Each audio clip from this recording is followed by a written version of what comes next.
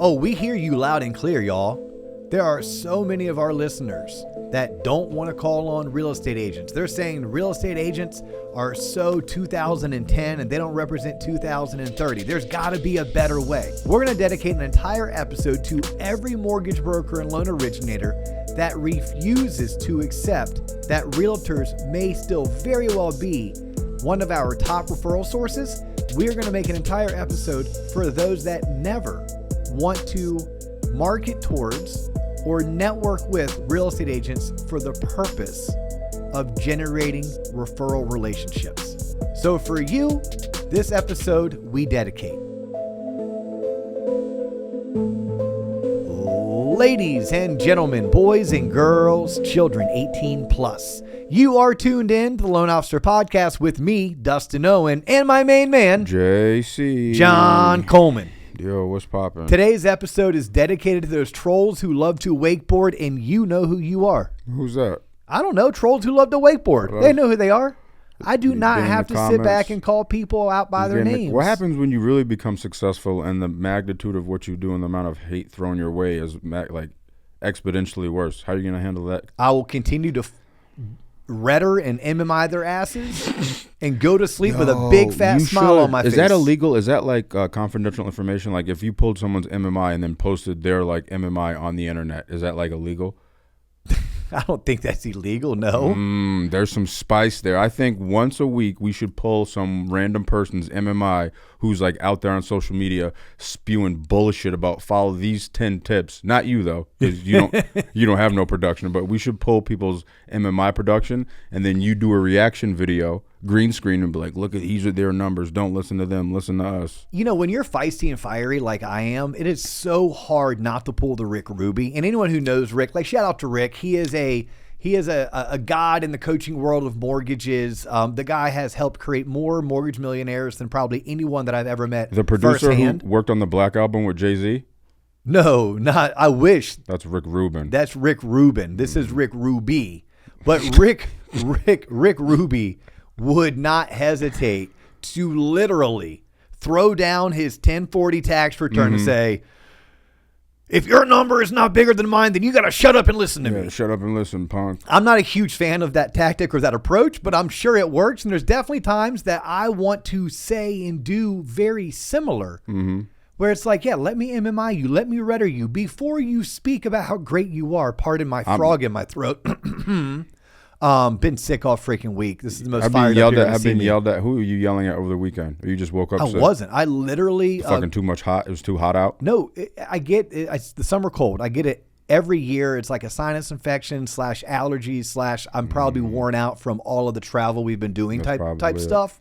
So I spent all weekend on the couch, binge watched the shit out of some TV. But today's episode is directed towards some trolls, and I'm okay with it. I actually like it because any engagement is better than no engagement. Correct. And it must mean people are listening. My favorite is when they bitch and complain that it took us 7 minutes to get to the, free content, right? We made you listen to he and I shooting the shit.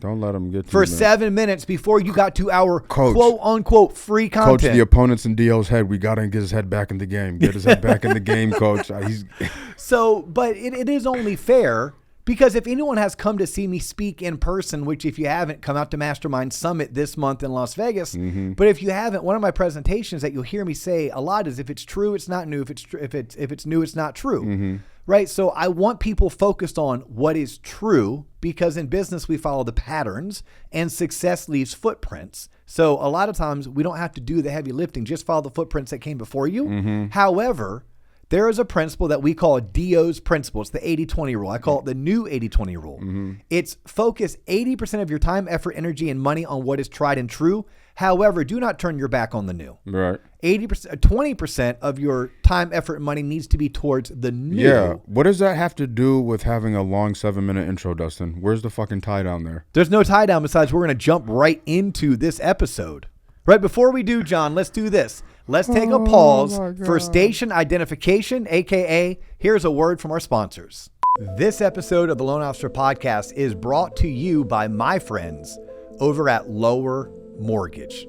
So you've seen them in the news. They've recently acquired Neat Labs. They just made a major splash by buying Movoto. This means they need market leaders in 6 key markets that are currently generating hundreds of real estate purchase leads that are attached to dozens of real estate brokerage relationships. If you are a sales leader in the mortgage industry and you would love to learn more about this opportunity, go ahead and reach out to me directly. That's do@tloponline.com, and I can make sure that I connect you with the right professional over at Lower Mortgage. Again, my email address, do@tlop, that's tloponline.com. Oh, wow, that was a cute one. Station modification. No, they do that on radio, and now Bro, there's a doesn't pause no one for- listen to fucking radio? I do. Why do you think I have a podcast? Because I wanted my own radio show, but no one would give it to me. So guess what I did? I got fiery like I am today. I gave double middle fingers and I said, fine, don't give me my own radio show. Well, I could have got one if I paid money, but I didn't want to pay money because I'm too cheap. Oh my God. So we started a podcast because I Conjunction wanted function. What was it? Station-bation? What? Station-lation? Station. Oh my gosh. You don't- It's here's a quick pause for station notification. Notification? Wow, okay. Identification. It's station identification. Oh, okay. Yeah, it's like Is ready. it like a You're listening to WTKS, Real Radio, Orlando, Florida, broadcasting on Go ahead. 5,000 Get watts. it out, man. Get it out. It's like that whole thing. That is station identification. station identification. Gotcha. Okay. Yes. That's cool. All right. Anyhow, but today's episode, Yeah. true story, it did come from someone trolling us on YouTube. Killing you. And I loved it because this person Mm-hmm. who I would love to MMI and I would love to Redder. Bro. And by the way, if you want to shut me up, show me your MMI. Yeah. Show me leave your a Redder. comment. Yeah. Comment Show your me- NMLS number in the comments. Show it to me. And then more specifically, tell me exactly what you did to achieve those results and how that's replicatable. Because my issue comes down to replicatable. Okay, we talk about outliers all the time, but outliers aren't replicatable. That's why we call them outliers. We work in an industry where we're trying to help tens of thousands of people have a long-lasting, stable career as mortgage originators. And a lot of that has to do with doubling down on what's tried and true. It's following the patterns. It's because things are scalable.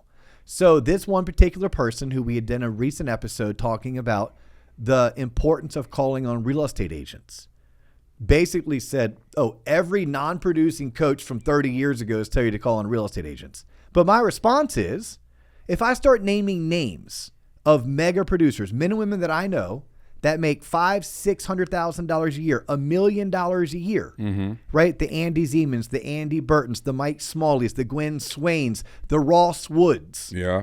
of the group, the Rebecca Richardsons. Rebecca Richardson's one of the most followed people on social media. That is still only 1/3 of her business. And she's an outlier. Think about that. And she's an outlier. Denise Donahue, Jeremy Forcier. Hopefully we're going to have both those two on the podcast coming up because they're going to be at Mastermind Summit at the same time we are. Word. We start going through Allison Larson up in Minnesota. Like I can start just naming names of current top producing loan originators and mortgage brokers. They make their business. Adriana Bates, mortgage broker out of the Midwest. What did he They leave? make their business. They make their money by partnering with real estate agents. How does he make his business? He's like, oh, don't call on realtors. I don't know. That's I haven't seen his He didn't Redder leave it yet. in his comment. He just said, Haven't oh. seen his Redder. Haven't seen his. Did you MMI. look at who did it come from? It might have been a bot, Dustin. Is it just a mix of random letters and numbers looking like a fucking. I have a feeling it's somebody who loves to wakeboard. I need to understand that because that's like a STEMI for me. That's like a trigger for you people who wakeboard. No. If anything, I'd be jealous because I want to go wake surfing. I live in Florida and I've yet to do it. Anyhow, let's jump into the episode though. I thought you just did. No, That was just your rant to lead up to. Yes. So here's the deal: if you were not to call on real estate agents, that's how I teased it. Yeah, you fucking post on social media all day, then the leads just fucking flow in, bro. What's wrong with you? Dummy? You think so? Yeah, that's what everyone. No, we're going to give the audience 5 ways Okay. that you can generate leads or generate referrals without ever having to solicit, call on, or network with real estate agents. Bullshit, Dustin. I'm ready to hear it though. Number one. Yeah, these are, and by the way, regardless of how you obtain your business, please understand, like when you coach with us over at T-Lop Originator Coaching, coming out of the gates, we'll tell you it's your job to get a lead. Job to get the damn You have lead. to generate leads, right? And there is not one way to do so, but there's definitely one way that has been the most popular and the most successful over the past 5 decades. What that is. But we're not talking about that one way. We're not. Right? Because that seems to be what old boomers like you would say, Dustin. Correct. Yes. Although I can name you hundreds of high earning, high achieving mortgage brokers and loan originators who realtors are the main source of referrals. Not the only, but the main. So we're going to talk about 5 ways that you can never have to talk to a realtor and still generate business. Go ahead. Okay. And I'm going to combine the first 2 as one because they're layups. Okay. Obviously, builders and financial advisors make phenomenal referral sources. In fact, if I were coaching someone, I'd be like, look, realtors need to be your number one lead source for generating referrals. And then behind that, financial advisors, behind that, builders, or actually behind that, financial advisors, behind that, your circle of influence, then builders. Builders are one of those that they're a tough cookie to crack. They are. It's almost outlier-esque for people, meaning it's not overly scalable. But if you're able to secure a home builder, what a phenomenal referral source. The issue is most home builders, if they're big production builders, already own their own mortgage company. Therefore, you're going in as a second look lender, right? Meaning when their mortgage company turns it down, you have an opportunity to bring something to them that their lender couldn't do, which is actually getting the loan closed, because maybe you do manual underwrites on FHA and VA and you're fine doing sub 600 credit scores. Or maybe you have some rare, unique product like some credit unions do that just offer phenomenal 3% down financing that help turn a no into a yes. But just know that builders to me are close to being outliers because it's when I study top producers and I study 100 top producers, I would say that 10 or less of the 100 actually get consistent business from builders. Now, there's not saying that there's not top producers, that 90% of their business comes from builders. Sure. But there's way less of them than there is everybody else. But please know home builders do offer an opportunity to refer a lender like us consistently. And 2 other ways that people are getting business from home builders today is they're going in and pitching them a builder forward commitment, which that's a way for a builder to pay a bunch of money up front to drastically reduce the rate of interest offered to the buyer, at which point you have to work for a participating lender and you have some kind of a partnership with that builder, or you're working with a custom home builder and your company, your bank, your credit union offers some form of a construction loan, at which point you can partner with that builder who refers you home buyers who want to build a custom home, but the home builder isn't going to finance it themselves, so they want the actual consumer to finance it. At which point they come to you, you give them a construction loan. All right.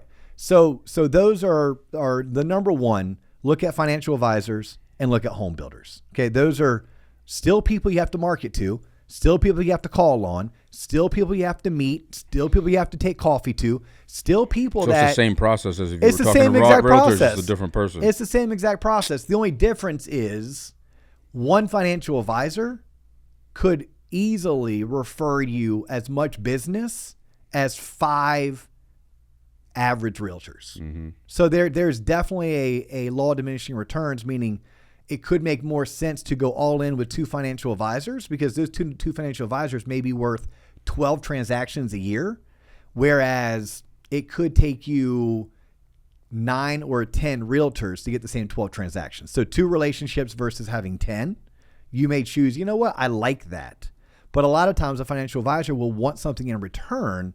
So it's harder for you to have 6, 10, or even 12 financial advisors that refer you. It's easier to have 40 realtors that refer you because not every realtor is looking for something in return. They're looking for a really good service provider who takes care of their clients, makes them look good, and is constantly working on ways that they can help them either generate an extra lead or 2, convert an extra lead or 2, or make sure their offers get accepted, meaning they get moved to the top of the line. So number one, let's just go ahead and throw coupled, builders, and financial advisors. Cool. So you don't want to get business from realtors. Those are two aspects you can go for. Okay. If we're going to stay on professionals, like just who are some other professionals? Okay, well, divorce attorneys, maybe even estate attorneys. Divorce attorneys and estate attorneys possibly would be decent referral sources. But again, you still have to go build a relationship. You still have to market to these people. So that's still coffee meetings and newsletters and engaging in their social content. You still have to do things that formulate that form of a referral-based relationship. You could be a part of BNI groups. But what is a BNI group, right? Business Networking International is what it stands for. It's just a networking group. You typically have 8 to 12 business professionals that meet once a week or once a month for a breakfast. And when you are there, you're there to promote your business and ask for referrals as well as give referrals. So what does that take? You got to talk to people. You still had to show up. Get dressed. Put on your smock or your smile or whatever. Kiss ass. Blow smoke. So what I'm hearing is like you still have to go through the same motions as just inserting a different individual. It's not like you're doing something completely different. It's not like you're planting seeds in the backyard to fucking water the leaves so they grow. It's not like you're doing something completely different. No, but you know what? There's someone that says, look, I love being a connector. I love going to my BNI. I always make sure I hook up people in my BNI with other men and women that are in my circle of influence. And anytime I know they need their service, I promote the people within my BNI. And I get 10 or 12 transactions a year out of my BNI group. Awesome, right? Like, if you have 2 really good financial advisors and you have a great BNI chapter that you're a part of, there's 24 transactions. If all of a sudden you throw in the fact that you do have a custom home builder and you close 6 transactions a year with the custom home builder, then you're sitting at 30 transactions. 30 transactions in a year like 2025, that ain't too shabby. Like, it's not rock star status, and I don't think you're going to be in Scotsman Guide.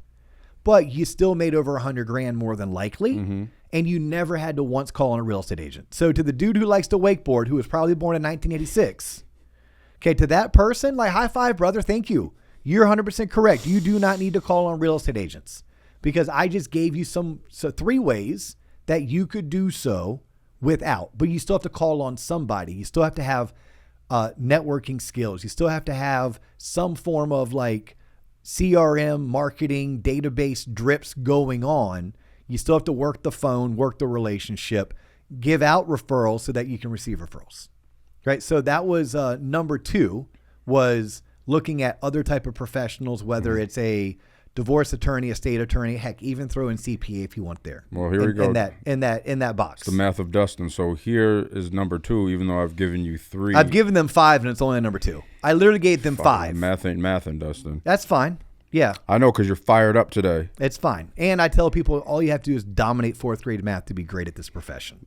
I have a hard time doing that now. Even with counting with my numbers. Counting numbers with my finger, I've always done that, but now I find it even harder since I don't use that part of the brain to add math together. I've really lost that muscle. Seriously? Yeah, it's hard. And I do it like all day, every day, and people are like, slow down. How are you doing that math in your head? I'm like, how are you not? Because you've constantly sharpened it. So like, yes, Dustin, for you, it's easy. For other laymen's, it's not. Lay people. We call lay people. This is not that show. All right. So number 3. Number 3 is the good old fashioned, it takes money to make money. Look, if you want to spend money and buy leads, go for it. I coach 2 guys right now that are both young. I'm talking like early 20s, young. They're dropping $5,000 to $10,000 a month on shitty leads. It don't matter. These guys are willing to work 6-7 days a week. They've hired their virtual assistant in the Philippines. What's that conversion ratio, 0.0 something? Doesn't matter. They have a system in place that takes 100 leads, converts it to 6 appointments. They convert 6 appointments to 4 good meetings. 4 good meetings gets turned into 2 closings. Rinse, repeat.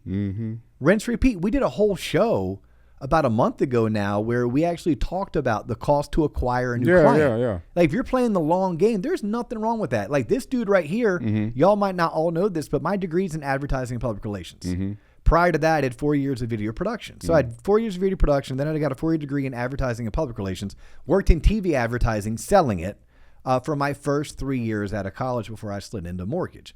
I love all things that are marketing, sales, advertising related, direct response, even brand marketing. It all works together in unison. So if you don't want to work with real estate agents, by all means, you can spend money to purchase leads, but that's still going to take you spending money, then you putting together systems, hiring teams, putting together scripts and CRMs and drip campaigns for you to convert those leads. And obviously you need to convert them at a manner that it makes sense to do so. But can you do that? Yes, you can. You know what I'm hearing? It sounds like a lot of extra work and hard work to do other things besides if I focus on calling on realtors, Dustin. Well, the problem with calling on realtors, they're like, oh, there's no guarantee that they'll send me anything. You're correct. Yeah. There's no guarantee that they're going to even refer me. Correct. There's no guarantee. There's no guarantee. You're right. There's no guarantee at all in life. When I was spending $2,000 a month on Zillow leads, there was no guarantee that they were going to convert into enough business that it makes sense. But I knew I was going to spend the money. I knew I was going to buy the CRM. I knew I was going to spend the entire weekend programming out my CRM.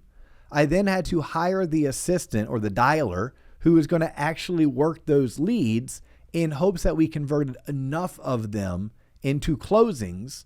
And then that I was going to stay in that silo of business long enough that I could actually turn one transaction into 3, because a lot of times I wasn't making good money on the first transaction, but I would make better money when that person came back to me for their second loan or they referred me their friend, family, coworker, or neighbor. So it still took a lot of intentionality. It took a lot of work, and it took a lot of uncertainty. All the same things people don't like about marketing to or calling on realtors. Well, it's one of those things where how much time, how much money is it taking? It's going to provide a certain amount of uncertainty. But me spending money on leads is going to require money and time, and it's also going to come with uncertainty. But that is at least still a way that you can do it. And I don't care if you're buying Zillow leads. I don't care if you're buying Trigger leads. I don't care if you're buying bankrate.com leads. Or if you're like one of my students, they're all in on the investor business, right? So 90% of their business is people buying investment properties and short-term rentals. So they're buying leads from this website called Bigger Pockets. So they're still purchasing leads. That is yet a way that you could run your MLO business and never have to call on realtors. My question is, if it's 2025, real talk, like who goes on a website and clicks a form to fill shit out? I'm serious. Like who does that? Look, the same exact people who respond to direct response postcards sent in the mail. I thought those people still exist. There is a group, right? So we all know that you and I work for Lower. Holla. There is a group that's part of the Lower family of companies. Like we call them the Oxford Group. Okay. These dudes are studs. They are funding 200 loans a month. 200 loans a month. Their business model is 90% refi. Their business comes from sending mailers to people's homes. They dominate that game. Fucking getting Miss Ethel to open her mail and refi. Now, I'm not going to do a show on the Oxford business model, A, because I don't know it, but B, it's not scalable. I'm not saying it doesn't work. Oh, it works. They're the best of the best at it. And the two dudes who run it are awesome dudes. Like, I thoroughly enjoyed getting to know them a couple months ago. Oh, okay. And they crush it. Right? They absolutely crush it, but it's not necessarily a business model that we're like, wow, it's scalable. But for the context of this particular show, like, yes, there are other ways to generate leads to fund loans that don't come attached to a realtor relationship. That is one. But we're not going to talk about that one because it's not scalable. Okay. So what we will slide down to that is scalable, 100% you can become a content creator. 100%. Good luck. Yeah. Well, good luck. Yes. Right. But I have friends who are content creators. Yeah. Like we've had Jordan on the show. Jordan Nutter. Shout out to Jordan. We've had Greg Scher. I mean, Greg Scher runs probably one of the largest content creator collectives over at NFM Lending. We've had Greg on the show. We've had D'Amica Cobb on the show. We've had Rebecca Richardson on the show. Dude, yeah. Right. So I know some people like, hey, shout out to our boy, JJ Buckner. Check out his YouTube. Shout out JJ. Hey, check out JJ's YouTube. I've done some free coaching for him. He's done some free coaching for us. So like I got friends in this space who crush it. Justin Lapotin, who's been on the show. He has a massive following. Do you know what's funny? Like, you're one of those people because we started creating content, quote, air quotes, like 5 years ago. along with these other people. So it's going to be a difficult market to try to break into if you've never created content and you think you're about to start creating content now.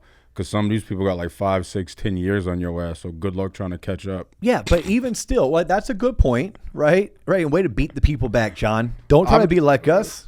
Just think about it, though, because I know they not like us. They not like us. What song did you just butcher? I don't know. Jesus Christ. But yeah, it's funny because people think they're about to become a content creator. No, the fuck you're not. This shit takes too long. But you can do it. But you also have to know that is a low conversion. Yes, very low. We've been trying to get leads from this shit for years. It is a low. I mean, it's not just us. Like I can talk to the Gregs and the Jordans and Justin and I mean, et cetera, et cetera. It's low conversion. Low. It's a low conversion lead, and it's also a lead that takes like months, if not years, Gotta of incubation. Incubate that shit forever. Yes. So like you can take time out of your day to create the content. Mm-hmm. Then you can get it posted. Awesome. Now once you figure out the right CTAs, Jesus. Now what are you going to do to incubate that lead? And by the way, you can't control.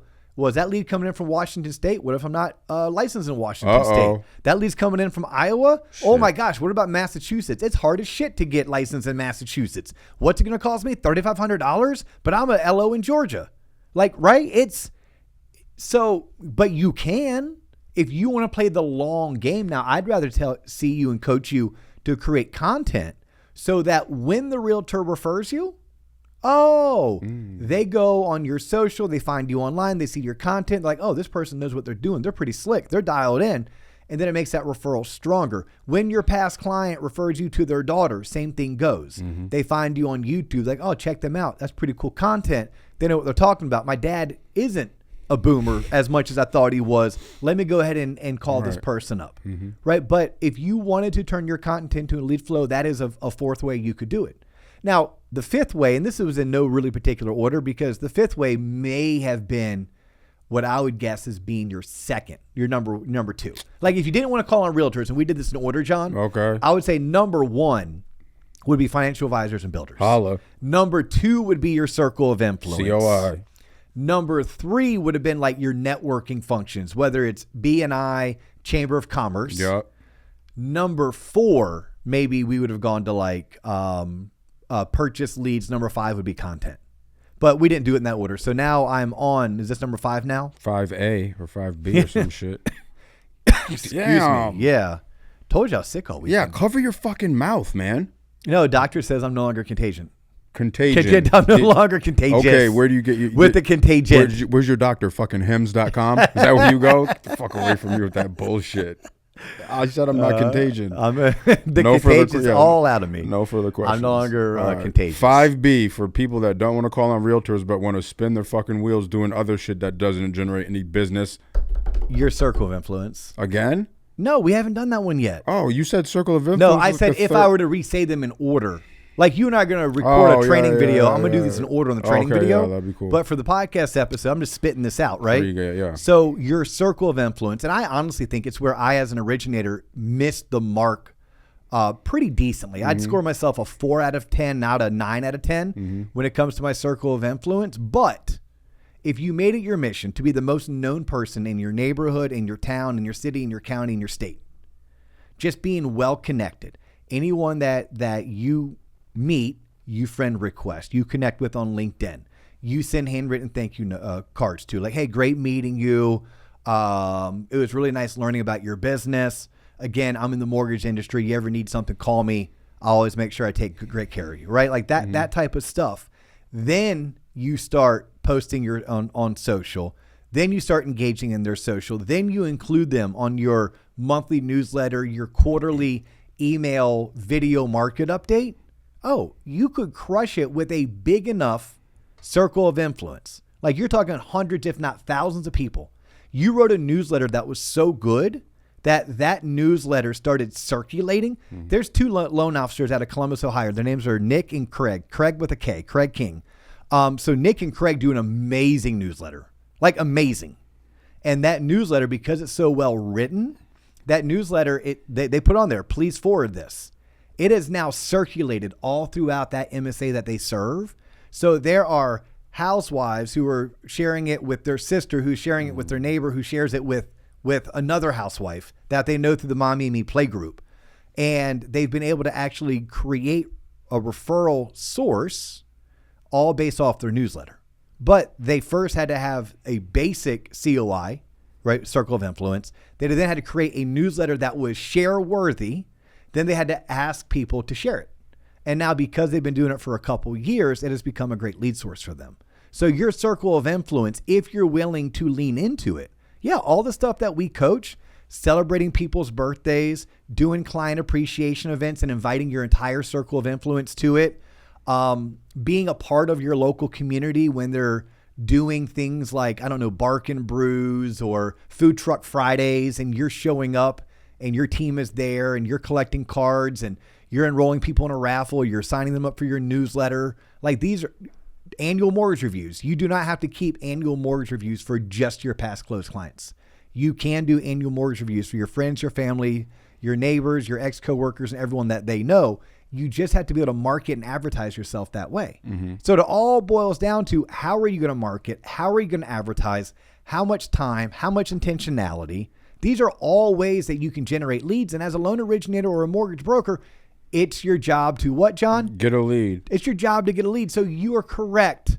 Wakeboarder born in 1986, trolling us on YouTube. Trolling you. You are correct that you do not have to call on real estate agents in order to have a successful career in the mortgage industry. But what you do need to do is operate with intentionality. You have to focus on lead generation activities. You need to have systems and processes and strategies. Then you need to deploy them consistently over long periods of time. First, you become effective, then you become efficient. And then lastly, what I would share is, don't try to do all 10 of those that we mentioned, that I somehow told you it was only going to be 5. Pick 3. Pick 3 and be damn good at those 3. And once you're generating 40, 50 leads a month, if you then want to add a fourth, but not until those first 3 have become habits. But those right there, ladies and gentlemen, boys and girls, children 18 plus, those are more than 5 ways that you can generate leads for your mortgage business without ever having to market to, solicit, or call on a real estate agent. Cool. Well, you don't have to solicit people and tell them where to go find more information on tloponline.com, because today's episode sponsor was sponsored by us, so they have all the information there. If you wanted to save 45 minutes, Dustin, you could have just asked me, hey, John, how do you not call on realtors? You can go ahead and ask me. Hey, John, don't be a fucking loan officer. So, hey, with that, he's Dustin Owen. I'm John Coleman. That's all the time we have for today, but we look forward to catching you in the next episode. Peace.